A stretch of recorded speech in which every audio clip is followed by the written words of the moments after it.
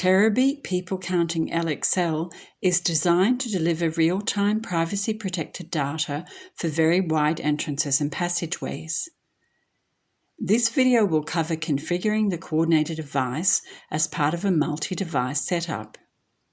Before configuring the coordinator device, make sure that the standard parameters have been set up. You can watch the specific video covering this topic. Access the device Web GUI by opening your web browser and typing the device IP address or the local host address as follows.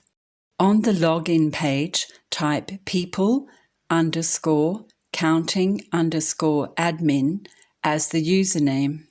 Enter the device serial number followed by --admin for the password, then click Login.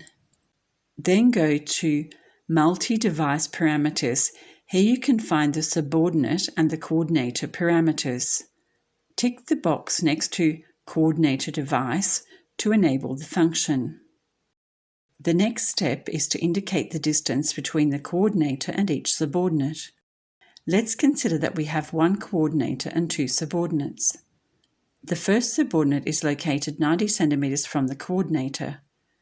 Make sure that the distance is indicated in millimeters. The second one is located 1.8 meters from the coordinator.